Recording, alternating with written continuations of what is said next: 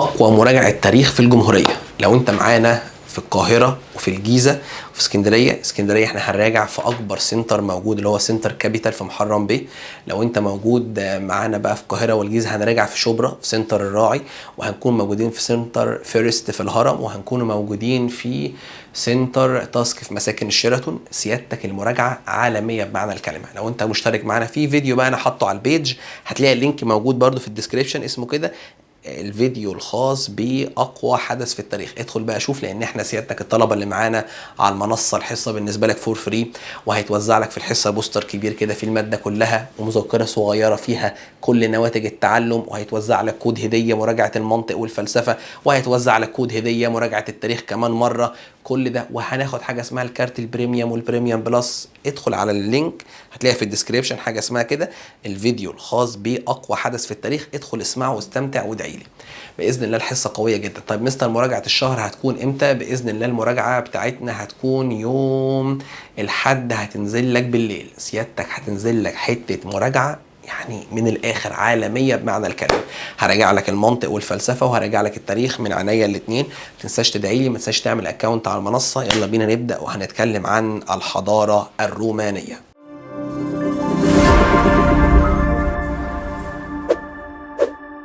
تعالى بقى قبل ما نبدأ الدرس بتاعنا وندخل في الحضارة الرومانية وليه اتسمت بالحضارة الرومانية وكيف تأسست الحضارة الرومانية، خليني أقول لك إن الحضارة المصرية دي حضارة جامدة جدا، والحضارة اليونانية حضارة جامدة جدا، الحضارة العراقية حضارة جامدة جدا. بص بقى يا سيدي، مفيش أكبر من الحضارة الرومانية بلا منازع. أكبر حضارة كانت موجودة في التوقيت ده، ومش بتكلم كحضارة على المستوى الحضاري، أنا بتكلم على مستوى الأملاك. أكبر أملاك كانت موجودة هي أملاك الحضارة الرومانية أو الإمبراطورية الرومانية. مستر مش فاهم، خليني أرجع وأبص كده للخريطة اللي قدام سيادتك دي. قبل ما ندخل في الدرس عايزك تبص على الخريطة دي، وعايزين نبص على مفتاح الخريطة. بص، واحنا بنبص على الخريطة هنلاقي 3 ألوان. اللون الأورنج ده بيقول لك روما او الولايات الرومانيه في بدايه العصر الجمهوري. شايف النقطه ديت؟ هي روما وقت التاسيس لسه صغننه. شايف اللون الاخضر شويه ده توسع روما في العصر الجمهوري. ثم اخر حاجه اللون اللي هو البينك الفاتح ده توسع روما في العصر الامبراطوري. يبقى لازم تعرف ان روما مرت ب3 عصور. اول حاجه العصر الجمهوري بدايته، بعد كده التوسع اللي حصل في العصر الجمهوري، بعد كده في العصر الامبراطوري. واحده واحده بقى كده. بص يا سيدي، تعال نبص على النجمه دي، بيقول لك روما وقت التاسيس. يبقى سيادتك لو بصيت لي هنا الحته دي اهي بدايه روما. اول جزء في اول طوبه اتحطت في الحضاره الرومانيه كانت في روما، حته صغننه كده. هتعرف انها عملت عراك وعملت حروب وعملت مشاكل مع جيرانها وسيطرت على الحته اللي جنبها. تاني حاجه بص لي بقى على اللون الاورنج ده، بيقول لك الولايات الرومانيه في العصر الجمهوري تقريبا 510 قبل الميلاد. واحده واحده كده نبص على الاورنج ده. بص اهو شبه جزيره اسمها شبه جزيره ايطاليا. بص سيادتك كده، اول حاجه حصلت هتعرف ان روما استولت على املاك جيرانها اللي حواليها. طب تعالى نبص شويه. توسع روما في العصر الجمهوري ما بين 510 قبل الميلاد لحد 27 قبل الميلاد. واخد بالك احنا بنتكلم تقريبا في 500 سنه، بنتكلم في 5 قرون. بص بقى روما اتوسعت ازاي. بص لي بقى اللي بالاخضر ده، شايف كل ده؟ شايف كل اللي بالاخضر ده؟ شايف كل شايف كل الدول دي؟ شايف كل الدول دي؟ انت شايف كل ده؟ شايف كل ده تم الاستيلاء عليه في اهو في العصر الجمهوري. مصر، عندي سوريا، عندي العراق، عندي اليونان، كل ده استولينا عليه. ركز بقى كده، توسع روما في العصر الامبراطوري من 27 قبل الميلاد ل 117 ميلاديا. بص سيادتك كده اهو، شايف كل ده؟ بص حضرتك بقى، شايف كل ده اهو شايف كل ده؟ شايف كل ده كل ده كل ده كل ده كل ده؟ انت واخد بالك الامبراطوريه الرومانيه وصل لحد فين؟ انت واخد بالك من كل ده؟ لو تاخد بال حضرتك، انا كل اللي يهمني في كل اللفه دي اوريك حاجه واحده. شايف البحر الابيض المتوسط بقت بتحيط بيه الاملاك الرومانيه من كل الجهات. وعشان كده بيقال أن البحر المتوسط في وقت الحضارة الرومانية كان بحيرة رومانية. مش فاهم يعني إيه كان بحيرة؟ أدي البحر أهو بتحيط بيه أملاك الرومان من كل حتة، يعني أي حتة على البحر هتلاقيها ضمن الإمبراطورية الرومانية وأنت مغمض. أي حتة كانت على البحر، بص بص بص، البحر متحوط كله بالأملاك الرومانية. عشان كده كانت روما بتسمى سيدة البحار. كانوا سادة البحار بلا منازع. مستر سادة البحار يعني هم اللي كانوا بيملكوا البحر، البحر بيملكوه بكل ما فيه. يبقى سيادتك عايزك تعرف من المفتاح ده، مش مجال أسئلة دلوقتي بس عايزك تبص عليه، عايزك تعرف ان روما وقت التأسيس اهي، لكن بعد كده الولايات الرومانية في العصر الجمهوري، وخدنا الولايات الرومانية في العصر التوسعي بتاع الجمهورية، واخر حاجة في العصر الامبراطوري. طيب مستر هتكلمني عن ايه؟ تعالى بقى ابدأ واتكلم معاك، هي الحضارة الرومانية اتكونت ازاي؟ وبدأوا ازاي؟ وعملوا حروب مع مين؟ اصل اكيد قبل الرومان كان في حضارات تانية، ازاي روما سيطرت على كل الحضارات دي؟ يلا بينا نبدأ ونتكلم عن كيف تأسست الحضارة الرومانية. بعد بقى يا سيدي ما بصينا على الخريطة بتاعتنا وعرفنا ايه املاك الامبراطورية الرومانية، ما تيجي نفهم ونسأل نفسنا سؤال، هي مستر جت منين روما دي؟ بدأت ازاي؟ اعظم حضارة عرفها العالم القديم بالنسبة للغرب، الغربيين الاوروبيين، بدأت ازاي الحضارة دي يا مستر؟ وروما دي بدأت يعني اعتدت على مين وحاربت مين؟ واكيد اي امبراطورية بتتكون من حروب، انت عشان تعمل امبراطورية لازم تسيطر على اللي حواليك. وايام زمان السيطرة ما كانتش مفاوضات كده نقعد نتكلم ونهزر ونضحك ونمضي اتفاقية، لا هي حروب. تعالى نبدأ مع بعض. اول حاجة ان تعرف ان روما تأسست 753 قبل الميلاد ودخلت في حروب عديدة. ايه اهم الحروب دي؟ يبقى تأسيس روما كان 753 قبل الميلاد. وعشان تعرف ازاي تكونت الامبراطورية الرومانية، اول حرب سيادتك عايزك تعرفها ان روما دخلت في حروب مع جيرانها في شبه الجزيرة الايطالية. تعال نرجع للخريطة بتاعتنا. بص يا سيدي، ادي روما اهي، ادي روما شايفها، دخلت مع حروب هنا، دخلت في حروب هنا. كل الناس اللي ساكنين في شبه الجزيرة الإيطالية دخلوا معاهم في حروب. عشان كده روما أول حرب كان لازم تسيطر على جيرانها، الناس اللي حواليها. يبقى روما سيطرت على جيرانها اللي في شبه الجزيرة الإيطالية، ده أول حرب عندنا. طيب تاني حرب عندنا حروبها مع مدينة قرطاجة. نرجع سيادتك كده اهو، نرجع سيادتك كده، ادي روما اهي وادي قرطاجة اهي غربها. يبقى سيادتك اهو روما بعد ما سيطرت هنا راحت تسيطر هنا غرب البحر. يبقى سيادتك روما راحت سيطرت على قرطاج. طيب يا مستر ركز كده معايا اهو، ركز كده اهو، اهو حروب روما مع مدينة قرطاج. الحروب دي اتسمت بالحروب البونية.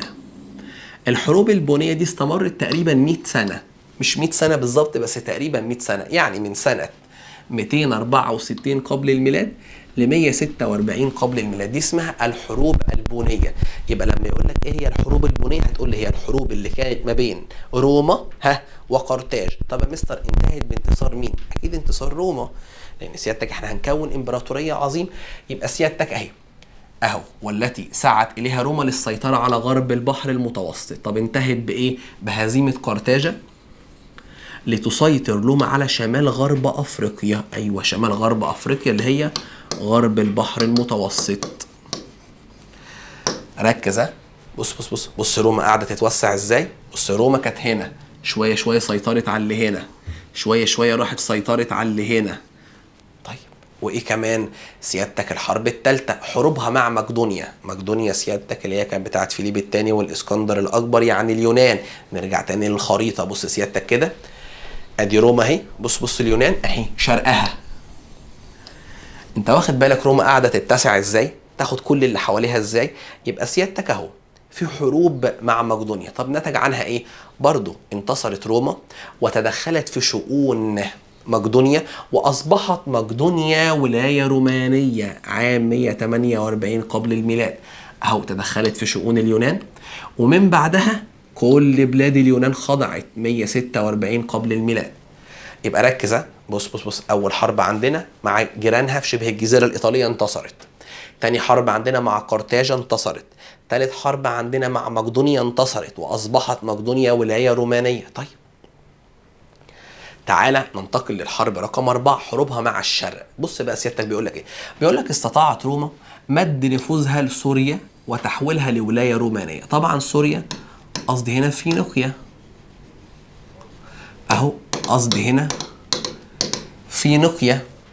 مش فاهم؟ تعالى نرجع للخريطه تاني. بص يا سيدي، ادي روما اهي، ادي روما اهي، وادي سوريا. بص بص بص بص احنا قاعدين بنتسع ازاي. اخدت سوريا وشويه شويه هتروح تاخد مصر. انت مركز الموضوع بيوسع ازاي؟ اهو اهو اهو، بص اهو. الحروب مع الشرق استطاعت روما السيطرة على سوريا عام 64 قبل الميلاد، بعدها سيطرت على مصر وجعلتها ولاية رومانية عام 30 قبل الميلاد. هو التاريخ ده ما يفكركش بحاجة؟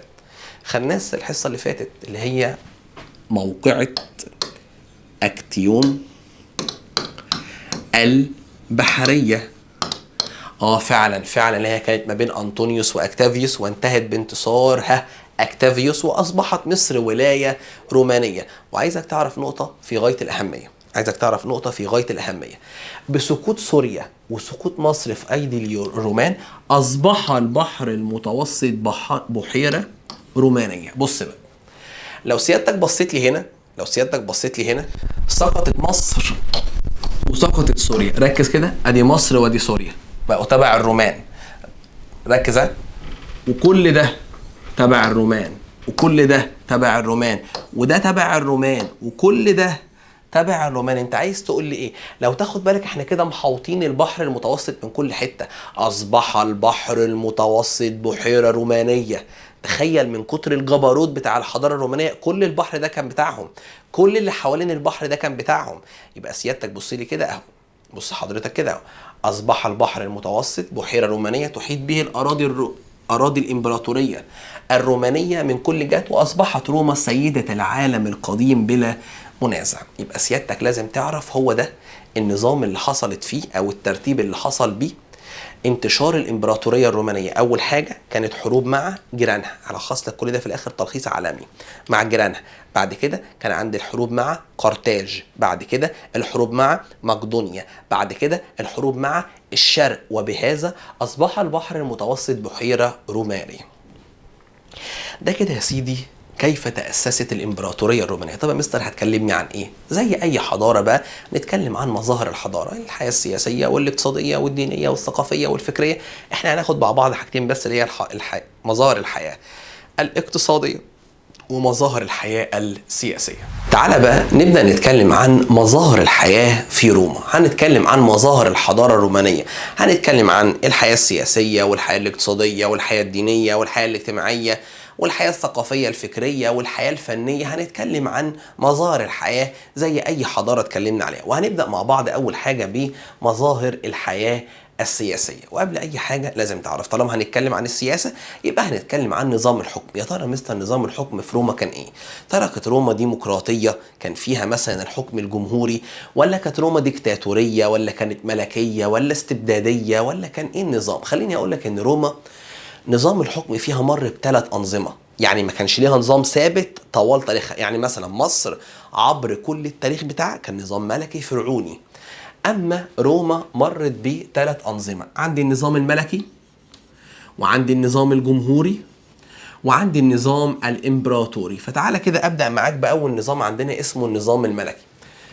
ومن اسمه باين الملكي يعني ملك، والملك هو اللي بيحكم. لما بيموت ابنه أو الوريث أو حد من عيلته هو اللي بيورث الحكم، والملك بيبقى في إيده كل السلطات، هو اللي بيحكم، وهو قائد الجيش، وهو اللي بيدي الأحكام، وهو قائد النيابية، الحياة النيابية، الحياة الاستشارية، وهو القائد للمواكب الدينية. الملك في إيده كل حاجة. فخليني أبدأ معاك بأول نظام عندنا اسمه النظام الملكي. وزي ما انت شايف كده هو تقريبا قعد تقريبا 2.5 قرن، من سنة 753 قبل الميلاد لحد 510 قبل الميلاد، يعني تقريبا قعد 2.5 قرن. بص اهو زي ما احنا قلنا كده اسمه نظام قائم على فرد واحد، هو اللي في ايده كل السلطات، وهو اللي بيحكم مدى الحياة، وبيورث الحكم لمن بعده.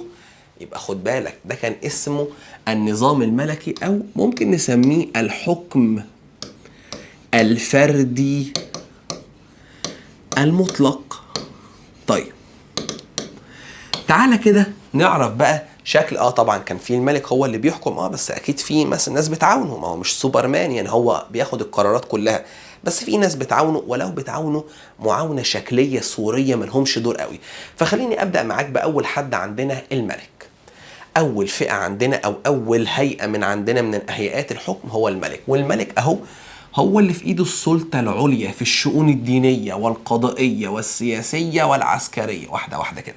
يعني الملك هو اللي بيقود المواكب الدينيه، وهو رئيس الهيئه القضائيه الاحكام، وهو اللي بياخد القرارات السياسيه، وهو اللي بيقود الجيش في الحرب. مبدئيا كده اي مره تلاقي ان الملك بيعمل كل حاجه يبقى نقدر نقول هنا كان في عدم فصل بين السلطات.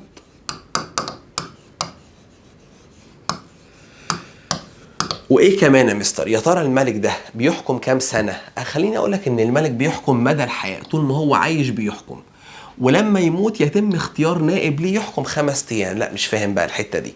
بص يا سيدي، خلينا نتفق ان في روما كان الملك بيحكم طول ما هو عايش، ظالم بقى مش ظالم، وحش مش وحش، هو اللي بيحكم.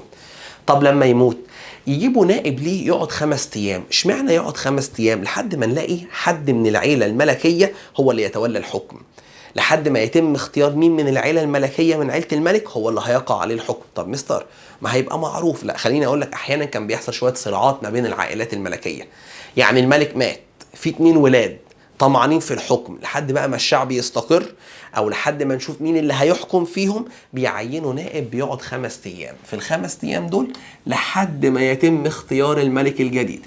هقول لك معلومه مش عليك بس اعرفها، كان احيانا النائب في ال5 ايام دول بيعمل شويه قرارات لمصالحه الشخصيه. احيانا عايز يلم اكبر كم من الفلوس في ال5 ايام دول، عايز يكتب لنفسه اراضي مثلا في ال5 ايام دول. بس اللي عايزك تعرفه ان كان بيقعد 5 ايام في ال5 ايام دول. ايه الهدف؟ لحد ما نجيب النائب بتاع الملك. يبقى اول حاجه الملك عندنا بيحكم مدى الحياه، ولما بيموت بنجيب نائب عنه بيقعد 5 ايام. يبقى خد بالك النائب ده ما بيبقاش موجود وقت الملك، ده موجود مع موت الملك. طيب ركز بقى، تعال نتكلم على الفئة التانية أو الهيئة التانية من هيئات الحكم، مجلس الشيوخ. وطبعا أنت أكيد سمعت عنها قبل كده. مجلس الشيوخ الناس العواجيز، الناس الكبار، وكان مجلس الشيوخ بيسمى السيناتو. مستر إيه مجلس الشيوخ أو السيناتو ده؟ أولا لازم تعرف إنه بيتكون من 300 عضو من الأرستقراطيين، وكلمة أرستقراطيين يعني الطبقات الغنية. بص يا حبايبي،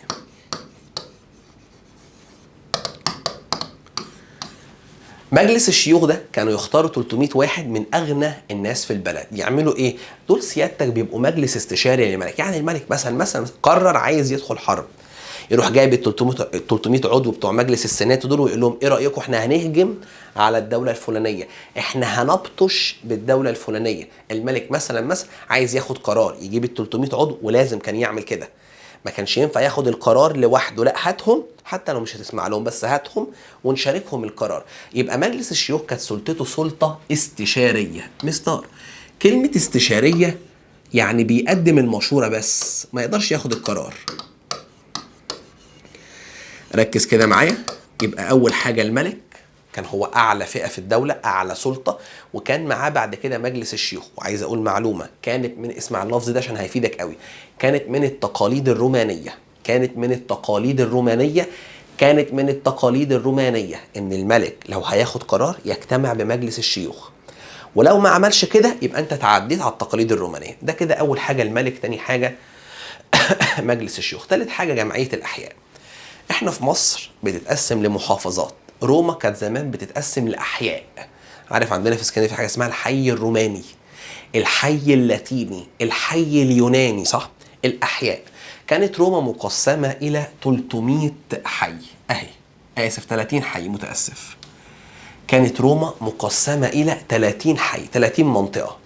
كانوا بياخدوا حضرتك اعضاء من كل حي. يعني مثلا الحي ده هناخد منه اعضاء ويقعدوا فيما يسمى بجمعيه الاحياء. جمعيه الاحياء يعني بناخد اعضاء يمثلوا الحي. يعني الحي ده شوفوا لنا عضو يمثل الحي ده، وخلي بالك بعد كده ال30 حي بقوا 3 احياء اتدمجوا. عارف كده اخواتي اللي بيسمعوني من القاهره والجيزه، مش في حاجه اسمها القاهره الكبرى، تلاقي كده كذا محافظه اسمها صعيد مصر، ده كله اسمه حي على بعضه. لكن سيادتك لازم تعرف ان كانت بادئه ب30 حي، ثم بعد كده اصبحت 3 احياء. وعايزك تعرف ايه هي دور جمعيه الاحياء. قال لك هي بمثابه مجلس شعبي يجتمع اعضاؤه بامر من الملك لمناقشه الامور اللي بتهم الشعب. بص، جمعيه الاحياء كانت عامله زي مجلس الشعب. مستر نادر، هو ايه مجلس الشعب؟ بقول لك يا ابراهيم، مش انتوا عندكم المنطقه بتاعتكم في نائب اسمه نائب مجلس الشعب؟ مين اللي بيختاره؟ المنطقه بتاعتكم، صح؟ هي اللي بتختار الشخص ده. يعني الشخص ده كان بيتكلم باسمكم، صح؟ يعني الشخص ده لو خد قرار يبقى كأن المنطقه بتاعتكم اللي خدت القرار، صح؟ هو ده بالظبط جمعيه الاحياء. كانوا بياخدوا من كل منطقه عضو، والعضو ده سيادتك هو اللي بيمثل المنطقه قدام الملك. يعني مثلا المنطقه دي، الحي ده عنده مشاكل، مثلا عنده مشكله نظافه، في زباله كتير في الاراضي، مين اللي يتكلم عنه؟ مش معقول الملك هيجيب كل المنطقه يتكلم، لا، الملك كان بيتكلم مع العضو بتاع جمعيه الاحياء. يبقى خد بالك، جمعيه الاحياء كانت شبه مجلس الشعب، ودي بتجتمع بامر من الملك. يعني الملك سيادتك يطلب ويقول انا عايز ال30 عضو بتوع جمعيه الاحياء. ليه يا جلاله الملك؟ عايزين نتناقش في امر مهم. انت واخد بالك ان الملك اللي في ايده كل حاجه؟ يعني بص، مجلس الشيوخ سلطه استشاريه، كلمتين يعني هتقولوا الكلام وانا كملك بقى اقرر ولا ما اقررش. حتى جمعيه الاحياء بتعقد بامر من الملك. طيب خليني بس اسالك سؤال، هل انت كده شايف ان النظام الملكي فيه عدل؟ لا، لان الملك كانت في ايده كل السلطات. وخليني اقول لك، هو ده اللي بالظبط بسببه تم عمل ثوره وتم انهاء الحكم الملكي. مش فاهم يا مستر ايه اللي حصل؟ مبدئيا لازم تعرف كده ان كان في ملك اسمه تاركنيوس، اسمه كده، اسمه تاركنيوس. الملك ده للاسف عملوا ثوره عليه الارستقراطيين. مين هم الارستقراطيين؟ اهم مجلس الشيوخ اهو. مش احنا قلنا 300 عضو من الارستقراطيين؟ اهو مجلس الشيوخ ده عمل ثوره على الملك. ليه؟ قال لك لان الملك في حاجتين عملهم وحشين جدا. بص اهو، قرر الارستقراطيين الثوره على الملك تاركنيوس وسلب سلطاته وتوزيعها عليهم. ليه؟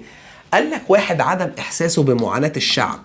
الملك تاركنيوس ما كانش حاسس بالشعب، ما كانش بيهتم بمشاكل الشعب. الشعب مظلوم مش مهم، الشعب مش لاقي ياكل مش مهم، الشعب مش عايش كويس مش مهم. والحته الاهم، تعديه على التقاليد الرومانيه. لو انت فاكر انا قلت لك من التقاليد الرومانيه ان الملك لو عايز ياخد قرار، فاكر قلنا لازم يجيب مين؟ ال300 عضو بتوع مجلس الشيوخ. اهو ركز كده، ايه اللي حصل بالظبط؟ ده اللي حصل ان الملك تاركنيوس اخد قرارات من غير ما يرجع لمجلس الشيوخ. يبقى انت هنا عملت ايه؟ تعديت على التقاليد الرومانيه، عشان كده احنا مش عايزينك. وفعلا عملوا ثوره عليه واخدوا كل سلطاته ووزعوها عليهم، ونتج عن ذلك ايه؟ اسقاط النظام الملكي عام 510 قبل الميلاد واعلان النظام الجمهوري. يبقى خد بالك، النظام الجمهوري جه كنتيجه لسقوط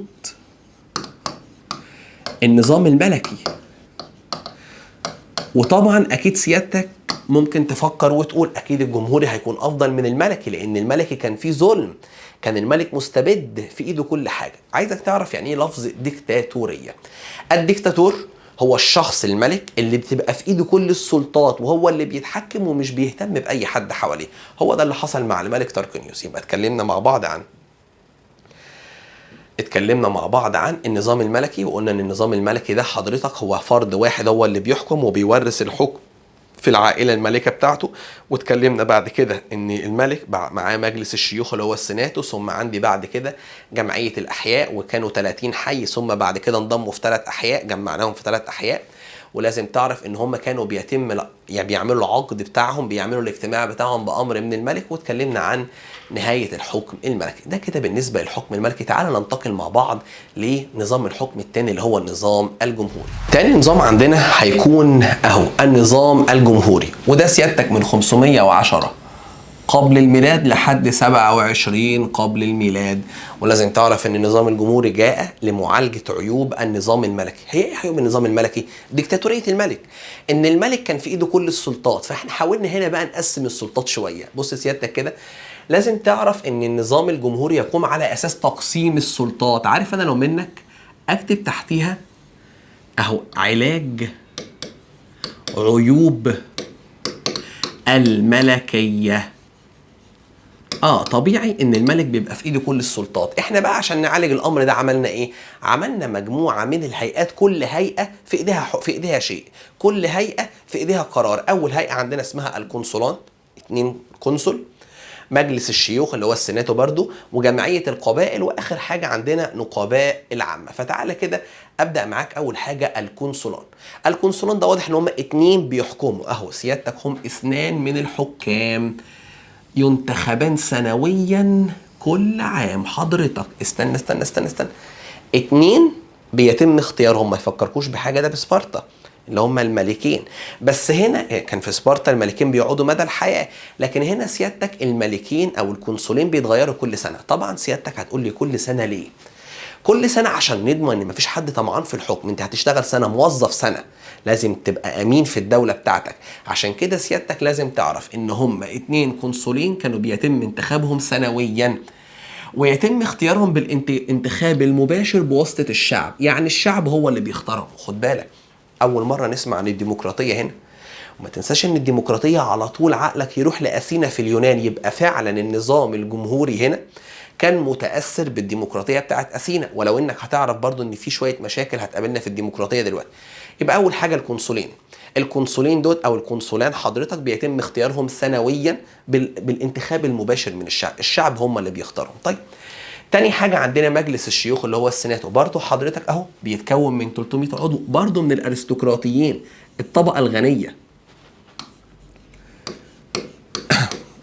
300 عضو من الاغنياء. طيب مستر ممكن اعرف بيعملوا ايه؟ ركز بقى، لان مجلس الشيوخ ده لو انت فاكر هو اللي عمل الثورة على الملك، صح؟ اهو بص بص بص بص بص. مجلس الشيوخ هنا اهو هو اللي عمل الثورة على الملك تركنيوس. يعني مجلس الشيوخ اكيد هنا سلطته هتبقى اعلى. ليه؟ لان هو اللي لسه مدمر النظام الملكي. فسيادتك عايزك تعرف ان مجلس الشيوخ ادارة البلاد سياسيا وتشريعيا واقتصاديا وعسكريا. يا نهار ابيض، نقطة بقى ثانية عايزين نقف. ده مجلس الشيوخ هنا اخذ لنفسه كل السلطات. طب ما انت عملت الغلطة اللي عملها النظام الملكي. ان كان من عيوب النظام الملكي عدم الفصل بين السلطات، فبرضه هنا في عدم فصل بين السلطات اهو، عدم فصل بين السلطات. نفس الكلام حضرتك اهو، عدم فصل بين السلطات. يبقى نفس الكلام اللي عمله. يبقى نقول تاني، اول حاجة عندنا القنصلين بيتم اختيارهم سنويا، ثم بعد كده عندي مجلس الشيوخ او السيناتو 300 عضو من الارستقراطيين، وكانت في ايديهم تقريبا كل السلطات السياسية والتشريعية والاقتصادية والعسكرية. 3 عندنا اسمها جمعية القبائل. وعايزك تعرف ان جمعية القبائل دي هي تطور للجمعية الشعبية اللي هي زي جمعية الأحياء. مستر مش فاهم ايه جمعية الأحياء أو الجمعية الشعبية. بص يا سيدي، هي تطور للجمعية الشعبية. يعني هي كانت تعقد بناء على دعوة أحد نقباء العام. مش فاهم. بص يا عم، مش كانت في قبائل يعني في شعب؟ الجمعية الشعبية سيادتك بياخدوا واحد عن كل قبيلة يمثلها. نفس الفكرة بتاعت جمعية الأحياء، نفس الفكرة اهي بتاعت جمعية الأحياء زي مجلس الشعب، بس هي تطور عنها. طب مستر معلش، لو انت فاكر الجمعية بتاعت جمعية الأحياء، بص اهي جمعية الأحياء كانت بتعقد بناء على أمر من الملك. ركز، يعني جمعية الأحياء بتيجي بأمر من الملك. طب أنا هنا ما عنديش ملك، عشان كده لازم تعرف ان جمعية القبائل كانت بتعقد بناء على دعوة من احد نقباء العامة. مستر مين بقى هم نقباء العامة؟ هم اخر فئة عندنا. نقباء العامة دول همزة الوصل بين الدولة والعامة. بص سيادة، مش احنا قلنا عندنا هنا ملكين اللي هم القنصلين يعني، وعندنا شعب كبير، روما كبيرة جدا يا جماعة. عندنا شعب، ده الشعب العامة. طب دلوقتي في مشاكل عند العامة عايزين يوصلوها للقنصلين، اهو ادي القنصلين. احنا دلوقتي في مشاكل عند الشعب عايزين نوصل لهم الكلام بتاعنا. همزة الوصل ما بين الشعب اللي هم العامة والقنصلين اللي هو الحكومة الملك كانت نقباء العامة. همزة الوصل بين الدولة والعامة. طيب مهمتهم قال لك اول حاجة نقل مشاكل العامة للحكام بتوع المدينة. يعني سيادتك اهم دولت عندهم مشاكل، يجي بقى واحد من النص كده اسمه نقباء العامة ينقل للحاكم ايه المشاكل اللي عندنا. تاني حاجة ابلاغ العامة باوامر الحكومة. يعني بالبلدي كده ادي حاكم وادي شعب، وفي النص بينهم في حاجة اسمها نقباء العامة، النقيب بتاعنا. اي حاجة الشعب عايز يوصلها للحاكم عن طريق النقيب، اي حاجة من الحاكم عايزة توصل للشعب بتبقى عن طريق النقيب. يبقى دول همزة الوصل. يبقى ركز، همزة الوصل ما بين الشعب والحكام بتوع المدينة هم نقباء العام. يبقى اتكلمنا عن الاربع فئات بسرعة كده حضرتك اهو. اول فئة عندنا كانت القنصلين اللي هم الاثنين اللي هيحكموا. تاني حاجة مجلس الشيوخ اللي هو السنات ال 300 عضو. تالت حاجة جمعية القبائل، تطور للجمعية الشعبية. رابع حاجة عندنا نقباء العامة. طيب أخيرا هنتكلم عن نقطة كده بسرعة عن ديمقراطية روما. واضح إن إحنا هنا طبقنا الديمقراطية بدليل إن بص سيادتك مين اللي بيختار القنصلين؟ الشعب نفسه. طيب مستر، طب ما الدنيا زي الفل، إيه المشكلة دلوقتي؟ لا، عايزك تعرف إن النظام الجمهوري في روما ما كانش نظام جمهوري قوي، كان فيه ثغرة وكان فيه عيب خطير جدا. بص بيقول لك إيه؟ لم يكن النظام الجمهوري في روما ديمقراطيا بمعنى الكلمة. ما كانش ديمقراطي قوي. ليه؟ قال لي سيادتك اهو، فبالرغم من منح النظام الجمهوري العامة حقوق كفلت لهم المساواة قانونا، ركز بقى، مع الاشراف مع الاغنياء والحكام، الا ان كانت مساواة شكلية. انا مش فاهم، هقرا لك الكلام وهشرحه. حيث كان العامة برضو بيختاروا مرشحين ينتموا من الأشراف. لا مش فاهم. بص يا سيدي، هو المفترض، بص يا إبراهيم، هو المفترض لو إحنا قبيلة فقيرة عايزين نختار واحد مننا عايزين نختار واحد يمثلنا قدام الحكام، نختار واحد من الأغنياء ولا نختار واحد من الفقراء؟ من الأغنياء هيدلعنا إزاي؟ ما تبوظش الحكمة، اهدى ركز، ما تبوظش الحكمة. احنا فقراء عندنا مشاكل، عايزين نقول للحكام مشاكلنا، يبقى عايزين نبعت حد مننا للحكام، صح؟ اروح اختار واحد ما يعرفش عننا حاجة من الاشراف في الاغنياء، ولا اختار واحد فقير زينا؟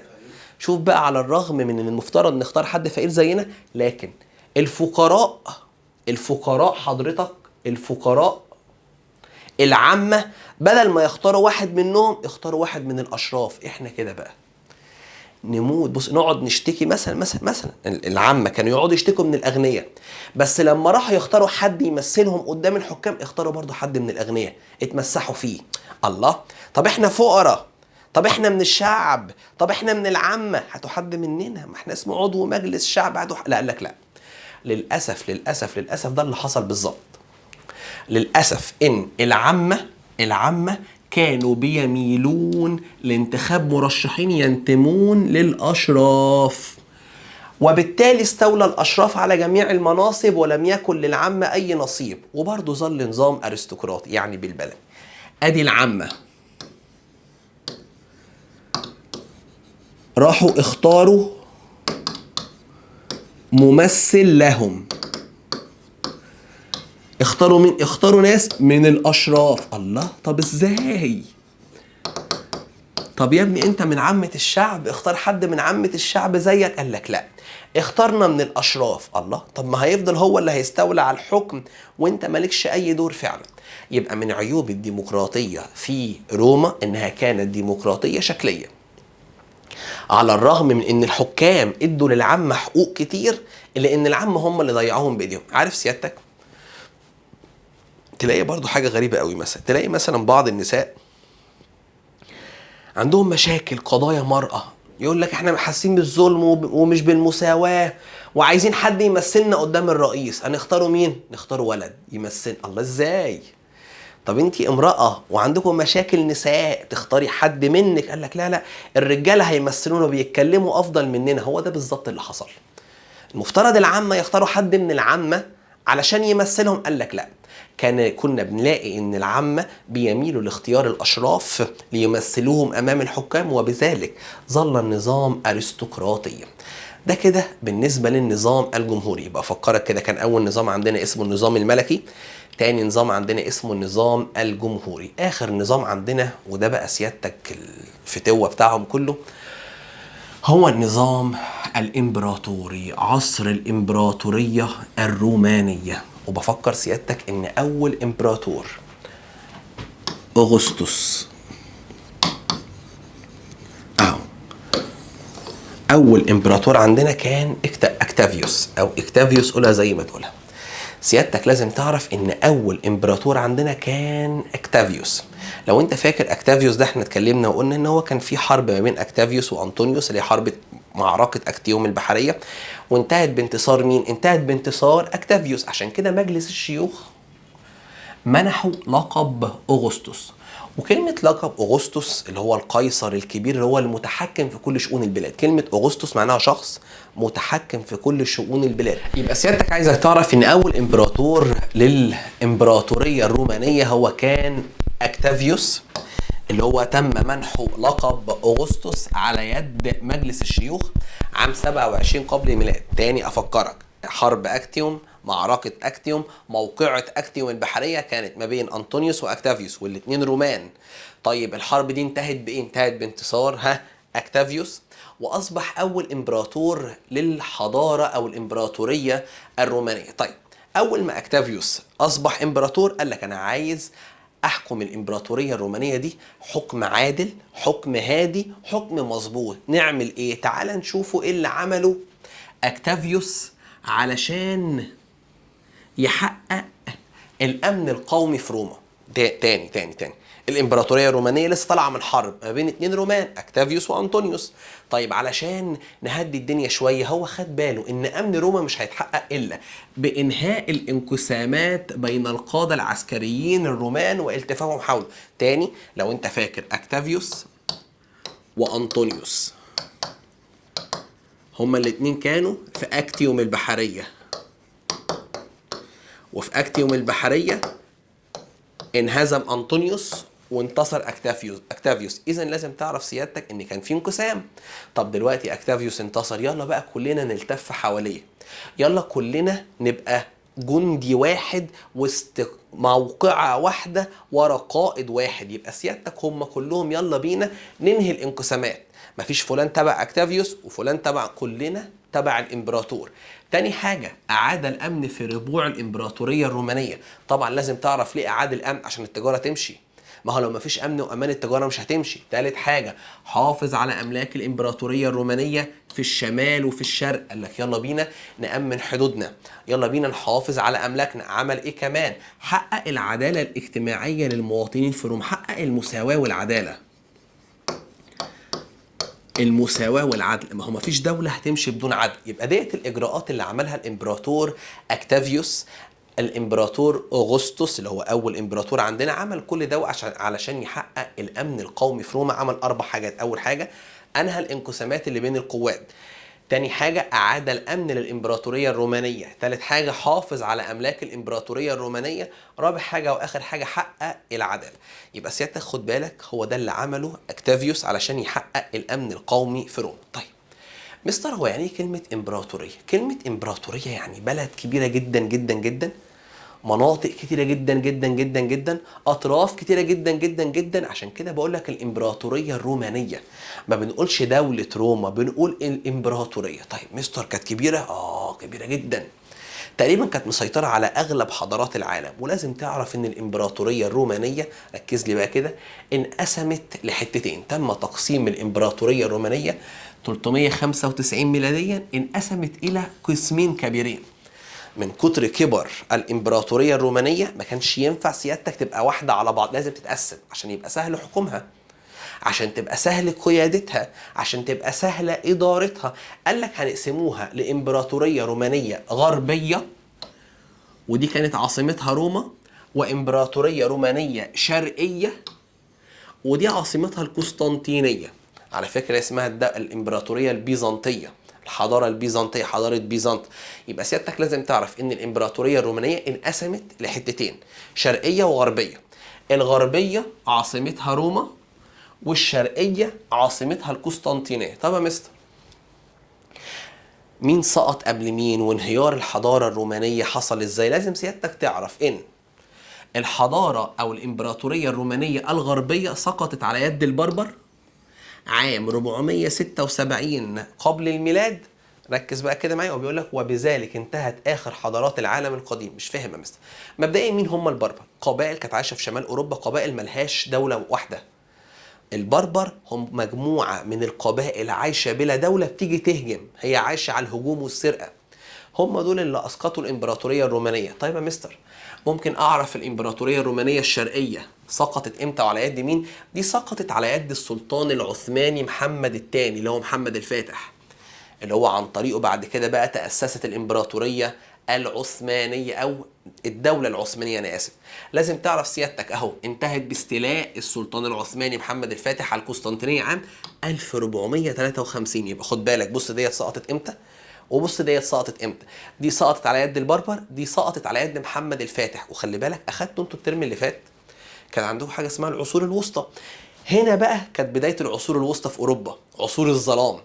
بدخول محمد الفاتح وتأسيس الدولة العثمانية انتهت الحضارة الرومانية، وبدأ عصر المجد الإسلامي والحضارة الإسلامية والدولة العثمانية. هو هنا كانت بداية النهاية، نهاية الحضارة الرومانية وبداية الدولة العثمانية على يد محمد الفاتح. يعني بعد سقوط روما اهو بمدة تقريبا 1000 عام، لو تاخد بالك اهو من 476 ل 1403، تقريبا 1000 عام. يبقى خد بالك تاني، الامبراطورية الرومانية انقسمت لحتتين اهو، شرقية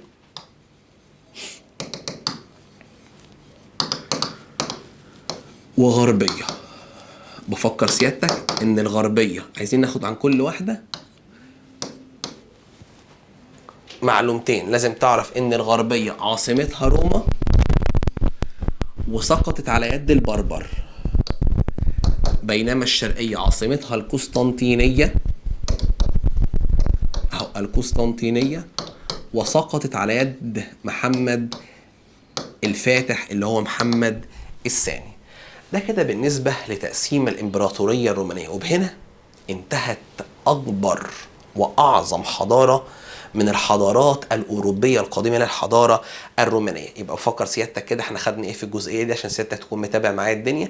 احنا اتكلمنا عن 3 أنظمة من أنظمة الحكم، 3 أنظمة من أنظمة الحكم. كان عندي أول حاجة النظام الملكي، ولازم تعرف أن النظام الملكي انتهى لما الأرستقراطيين عملوا ثورة على الملك تركنيوس. ثم بعد كده تأسس النظام الجمهوري.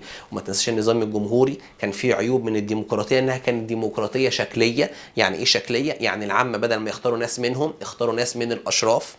ثم بعد كده النظام الامبراطوري، او الامبراطور كان اكتافيوس، والامبراطور اكتافيوس او اغسطس هو خد اللقب ده. مين اللي منحه اياه؟ هو مجلس الشيوخ بعد انتصاره على انطونيوس في موقعة اكتيوم البحرية، وهو يعتبر اول امبراطور. وما تنساش ان الامبراطورية الرومانية انقسمت ل2، شرقية وغربية، واتكلمنا عن كل واحدة فيها.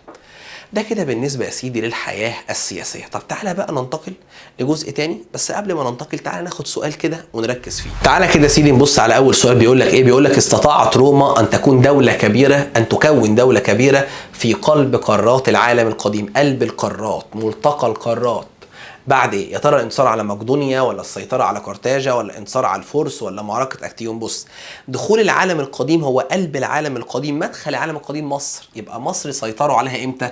بعد معركة اكتيوم البحرية.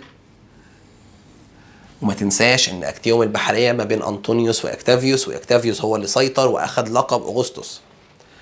اختلف مجلس الشيوخ في العصر الجمهوري عن الملكي في ايه؟ يا ترى السلطات اللي بيمارسها، ولا عدد اعضاء المجلس، ولا الطبقه اللي بيتكون منها، ولا تبعيتهم السياسيه الحاكم؟ مبدئيا خلينا نتفق، عدد الاعضاء كان 1، 300. طب الطبقه اللي بيتكون منها؟ لا، الاتنين كانوا من الارستقراطيين. يا ترى السلطات اللي بيمارسها ولا تبعيتهم؟ لا طبعا تبعيتهم، هم كانوا معاونين للحاكم، يعني هم الاثنين بيتبعوا، يعني مجلس الشيوخ بيتبع الحاكم. هي طبعا في السلطات التي يمارسها. ليه يا مستر في السلطات اللي بيمارسها؟ افكرك، لان مجلس الشيوخ كان في العصر الملكي يعتبر مجلس استشاري، لكن في العصر الجمهوري ده هو اصلا اللي صار على الملك، وكان في ايديه سلطات كتير جدا، يعني هو كان اقوى في العصر الجمهوري. طب سؤال 3، يرجع عدم اكتمال الديمقراطية في روما قديما. هي ليه الديمقراطية ما كانتش كاملة؟ يا ترى بسبب فقدان العامة للثقة في أنفسهم، ولا استيلاء الفرسان على جميع المناصب، ولا الصراع بين العامة والأرستقراطيين، ولا امتلاك الأشراف للأراضي الزراعية؟ تعالى كده أفكرك، هما في الفترة بتاعت الديمقراطية دي احنا قلنا ايه المشكلة؟ ان العامة كانوا بيختاروا حد من الأشراف، كانوا ما عندهمش ثقة في نفسهم. عشان كده أقدر أقول لك أهو، فقدان العامة للثقة في أنفسهم.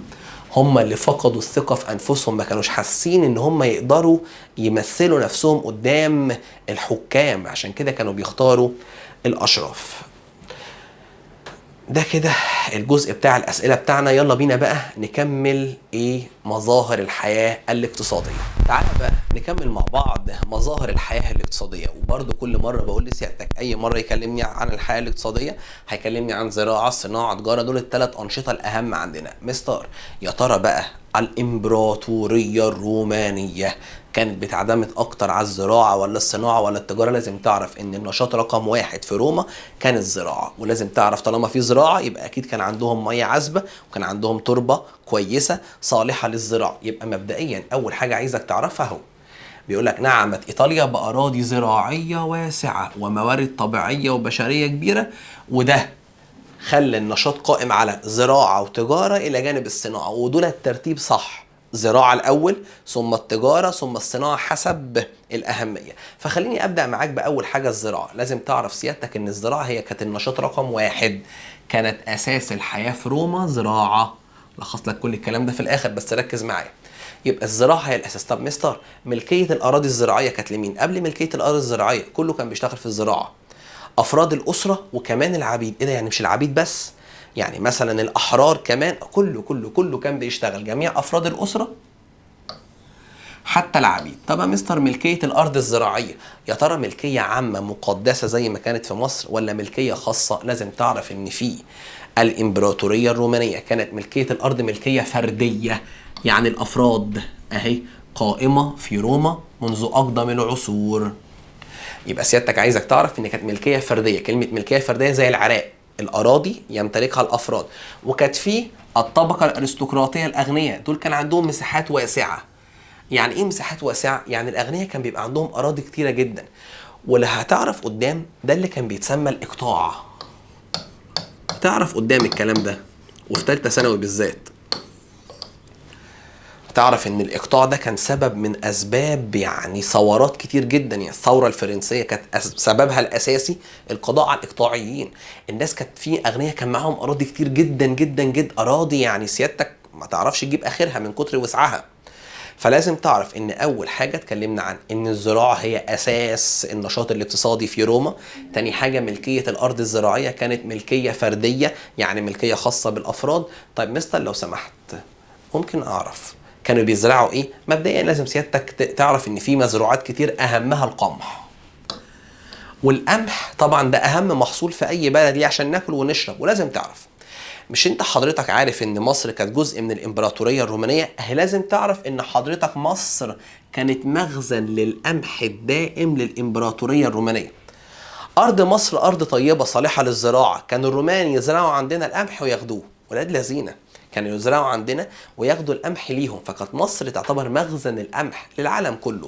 وعبر التاريخ خلي بالك مصر ارض خير، ارضنا الزراعيه كان بيتزرع فيها القمح، وكان كل العالم بيستفيد منه. ايام زمان ايام زمان ايام الانبياء القدامى كانت اراضي كتير كانت فيها مجاعات، كانوا بيجوا لحد مصر عشان يشحتوا مننا. فسيادتك لازم تعرف ان الاراضي المصريه كانت مصر مخزن للقمح بالنسبه للامبراطوريه الرومانيه. ايه تاني زرعوا الزيتون، وزرعوا الفاكهه خاصه الكروم، زرعوا العنب. وعلى فكره العنب ده اللي اتعمل منه النبيذ الخمر. البقول، كل البقوليات بقى سيادتك اتزرعت، يبقى كل دي مزروعات. طب ايه تاني يا مستر؟ تعالى اكلمك عن تربيه الحيوان. اكيد سيادتك هيربوا عشان يستفيدوا منه في الزراعه واللحوم والجلود والالبان.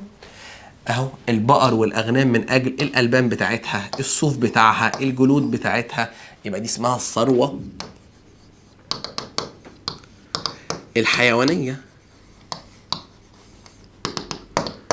طيب وايه كمان يا مستر؟ تعالى اكلمك مثلا عن الصناعه. مستر، ايه الصناعات اللي انتشرت في الامبراطوريه الرومانيه؟ كانت في صناعات كبيره وصناعات صغيره.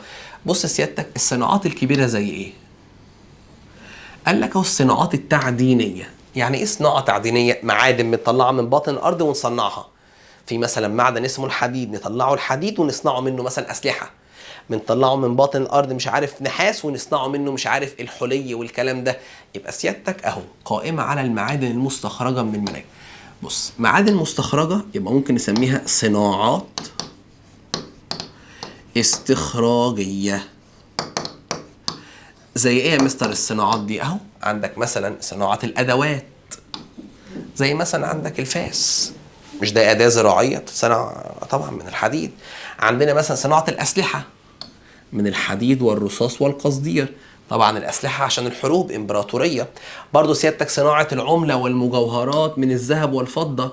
صناعات حجرية، يصنعوا حاجات حجرية زي إيه؟ أهو زي سيادتك الحاجات الأحجار المستخرجة من المحاجر. سيادتك مثلا يبنوا مثلا معابد بالأحجار، يبنوا سيادتك بيوت بالأحجار، يبنوا سيادتك تماثيل بالأحجار. ما دي كلها صناعات حجرية. برضو صناعات فخارية، وده بيدل ان كان في تربة طينية. ولازم تعرف ان الصناعات الفخارية ديت اللي هي مثلا الاواني الفخارية كانت فيها مصانع صغيرة زي الورش الصغيرة كده. صناعات زي النسيج، المنسوجات، الصباغة، سيادتك ياخدوا المنسوجات دي يصبغوها، الصباغة الوان. صناعة الطوب عشان يعملوا البيوت، صناعة النجارة. يبقى دي كلها سيادتك حاجة اسمها الصناعات. انا كل اللي يهمني ده تعرفه ان الصناعات حضرتك كان عندنا حاجة اسمها الصناعات الكبيرة، وكان عندنا حاجة اسمها الصناعات الصغيرة. وما تنساش ان صناعة الفخار كانت بتتم في ورش صغيرة اللي هي حاجات صغيرة جدا. طيب ايه كمان يا مستر هتكلمني فيه؟ تعالى اكلمك على التجارة. والتجارة هو مقسمها لك تقسيمة لطيفة قوي. قال لك التجارة في العصر الملكي، وقال لك التجارة في العصر الامبراطوري. واحدة واحدة كده تعالى نفهم ان التجارة واحدة من اهم الانشطة الاقتصادية. تعالى نفهم يعني ايه تجارة. تعالى نبدأ كده. اول حاجة التجارة في العصر الملكي. كانت التجارة ما بين الاقاليم الرومانية، كانت تجارة داخلية. بص اهو، كانت التجارة قاصرة على تبادل البضائع بس بين الاقاليم الرومانية، يبقى نقوله تجارة داخلية.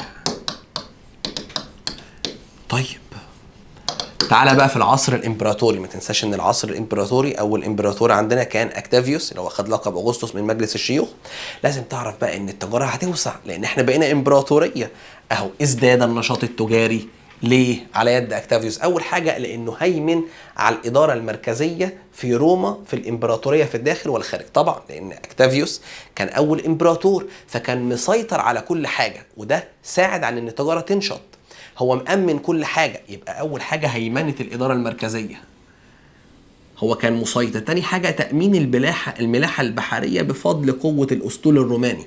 طبعا في التوقيت ده التجارة نشطت لأن كان الأسطول الروماني، المراكب والسفن الرومانية كانت موجودة على البحر الأبيض المتوسط كله. ما تنساش إن البحر كان عبارة عن إيه؟ بحيرة رومانية بتحيط كل أملاك الإمبراطورية الرومانية. عشان كده سهل جدا إن الأسطول بتاعنا يتنقل في أي حتة.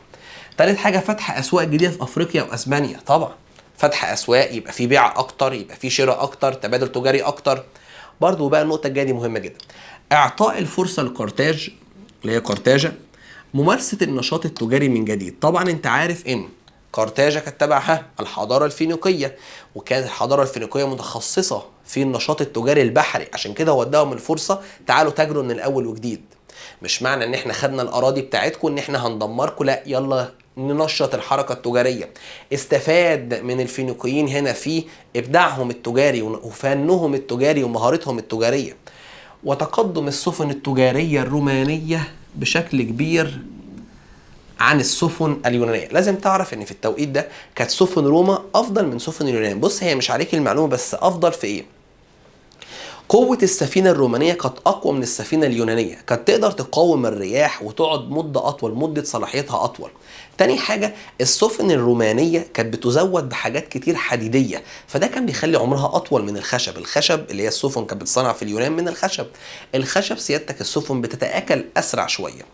يبقى سيادتك لازم تعرف ان في حاجات كتير اتعملت في عهد الامبراطور اكتافيوس اللي هو اول اغسطس عندنا.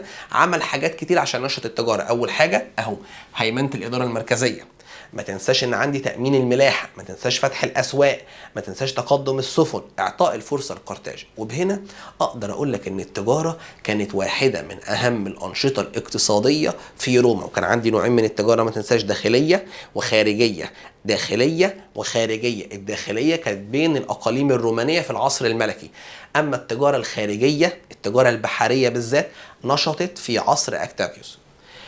وبكده يا سيدي بقول لك ايه، وهكذا اصبح البحر المتوسط طريقا داخليا للربط بين الولايات الرومانيه. الجمله دي عظيمه.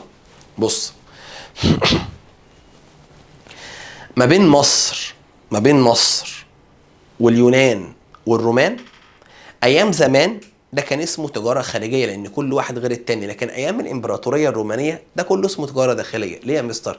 لان كان البحر احنا بيربط بيننا البحر البحر كله كان بتاع الحضاره الرومانيه. كأن البحر ده كله بتاع روما، وكلنا اصلا تم احتلالنا من روما، فعشان كده التجاره اللي بيننا تجاره داخليه. انا يهمني اللي تعرفوا ان البحر المتوسط كان بيربط الولايات الرومانيه، واستخدم الرومان النقود الخاصه بهم لتسهيل المعاملات التجاريه.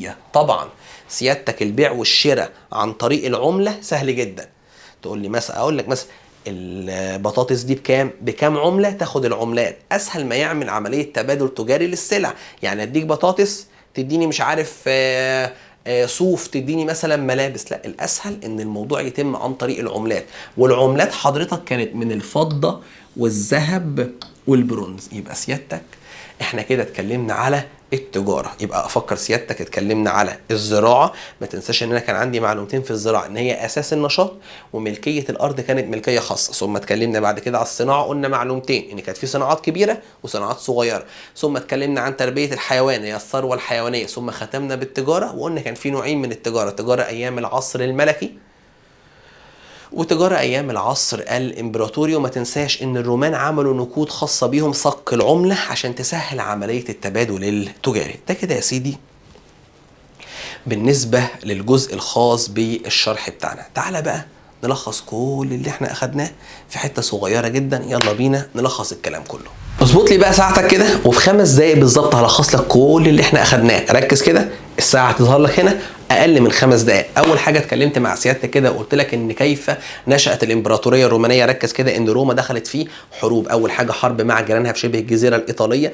تاني حاجه حروب مع قرطاجه وسيطرت على غرب البحر المتوسط. تالت حاجه اتكلمنا ان هي عملت حروب مع مقدونيا واصبحت مقدونيا ولايه رومانيه. ثم اخر حاجه سيطرت على بلاد الشرق اللي هم مصر وسوريا، واصبح البحر المتوسط بحيره رومانيه. ده كده اول حاجه كيف تكونت الامبراطوريه الرومانيه. تعال بقى اكلمك على النظام السياسي في روما. في النظام السياسي وفي الحياه السياسيه لازم تعرف سيادتك ان هي مرت بثلاث اقسام. روما كانت النظام السياسي بتاعها 3. كان اول حاجه النظام الملكي، ثم تاني حاجه عندنا النظام الجمهوري، ثم عندنا بعد كده النظام الامبراطوري. اول حاجه النظام الملكي، كان الملك هو اللي في ايده كل شيء، كان هو اللي في ايده كل السلطات، كان الملك هو اللي في ايده كل اي حاجه بتتعمل، كان الملك هو اللي بيحكم وهو اللي بيدي الاوامر. طب يا مستر كانت هيئات الحكم ازاي؟ كانوا 3. كان اول حاجه عندي الملك، وكان الملك ده سيادتك طول العمر بيحكم سيادتك، ولما بيموت بيجي له نائب بيقعد 5 ايام. بعد كده كان عندي مجلس الشيوخ، كان بيتكون من 300 عضو، وال 300 عضو كانوا من الارستقراطيين، وكان مجلس كده استشاري بس يعني للملك.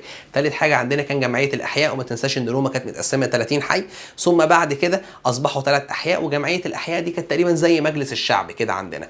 ده كده بالنسبه للنظام الملكي. ما تنساش ان النظام الملكي اللي حصل فيه نهايته كانت ازاي. سيادتك لازم تعرف ان كان في ملك اسمه تاركنيوس تعدى على التقاليد الرومانيه، التقاليد الحكاميه، عشان كده عملوا ثوره الارستقراطيين عليه اللي هم مجلس الشيوخ، عملوا ثوره عليه، وسيادتك اخذوا سلطاته وزعوها عليهم، وانتهى العصر الملكي. تعال نتكلم على النظام الثاني اللي هو النظام الجمهوري. ثاني نظام عندنا يا سيدي اسمه النظام الجمهوري، وده كان بيتقسم ل4 هيئات. طبعا ما كانش فيه هيئه واحده في ايديها الحكم، لان احنا لسه عاملين ثوره على النظام الملكي. ال4 هيئات، اول حاجه كان عندي القنصلين، 2 القنصلين، تاني حاجه كان عندي مجلس الشيوخ اللي هو السينات وبرده 300 عضو. وتالت حاجه اسمها جمعيه القبائل ونقباء العامه. وما تنساش ان النقباء العامه دول همزه الوصل ما بين الحكام والعامه، بياخدوا من هنا لهنا ومن هنا لهنا، الحاجه اللي عند العامه يطلعوها عند الحكام يقولوا لهم المشاكل، واوامر الحكام هم اللي ياخدوها برده ينقلوها الى العامه. طب ما تنساش برضو، ركز كده معايا، ان النظام الجمهوري كانت الديمقراطيه فيه ديمقراطيه ليست كامله او ديمقراطيه شكليه، على الرغم من ان العامه خدوا كثير من حقوقهم في المساواه، لكن ما كانش عندهم ثقه في نفسهم، وكانوا بيختاروا حد من الاشراف هو اللي يمثلهم. تاني ركز في الحته دي، كانت ديمقراطيه شكليه. العامه ما كانوش بيختاروا حد منهم يمثلهم، كانوا بيختاروا حد من الاشراف. ده كده بالنسبه للنظام الثاني اللي هو النظام الجمهوري. ما تنساش بقى ان النظام الامبراطوري، اول امبراطور عندنا اول اغسطس، عندنا اوغست، عندنا اول اغسطس عندنا اللي هو كان اكتافيوس بعد هزيمته لانطونيوس في موقعة اكتيوم البحريه. مجلس الشيوخ اداله لقب اسمه اغسطس. واغسطس او اغسطس قولها زي ما تقولها معناها المسيطر والمتحكم في كل شؤون البلد، وهو اول امبراطور، وبيه بدأت الامبراطورية الرومانية او العصر الامبراطوري. وعندي بعد كده يا سيدي النظام الاقتصادي او الحياة الاقتصادية. ما تنساش ان الاساس كان عندي الزراعة، وكانت ملكية الارض ملكية فردية. عرفوا الملكية الفردية يعني الافراد كانوا بيمتلكوا. ما تنساش ان الارستقراطيين كانوا بيمتلكوا اراضي كبيرة، وده بعد كده تسمى الاقطاع. بفكرك ان كان كله بيشتغل في الزراعة، الافراد بتوع الاسرة وكمان العبيد. ما تنساش ان هم كان عندهم تربية الحيوان. وما تنساش ان كان عندي صناعات كبيرة وكان عندي صناعات صغيرة. ما تنساش ان كان عندي تجارة، والتجارة اتقسمت لحتتين، في العصر الملكي وفي العصر الامبراطوري. في العصر الملكي كانت تجارة داخلية ما بين الولايات الرومانية، وفي العصر الامبراطوري ما تنساش ان الامبراطوري كانت الدولة كبيرة جدا، فكانت في تجارة عن طريق البحر، تجارة خارجية مع كل دول العالم. وما تنساش سيادتك ان هو ده النظام الاقتصادي او الحياة الاقتصادية. كده يا سيدي احنا خلصنا الحصة بتاعتنا. هيظهر لك دلوقتي سؤال ما تنساش تجاوبه، ما تنساش في الكومنتات تدعي لي، وما تنساش ان عندك يوم الاحد بالليل حصة للتاريخ. وطلاب القاهرة والجيزة واسكندرية بوعدك اللي هتشوفه في الحصة دي هتدعي لي عليه لمدة 2 لو انت هيجيلك الكارت البريميوم، او 3 سنين لو هيجيلك البريميوم بلس. ولو مش فاهم عندك في الديسكريبشن بتاع الفيديو الخاص بأقوى حدث في التاريخ هيظهر لك السؤال دلوقتي. شكرا ليك.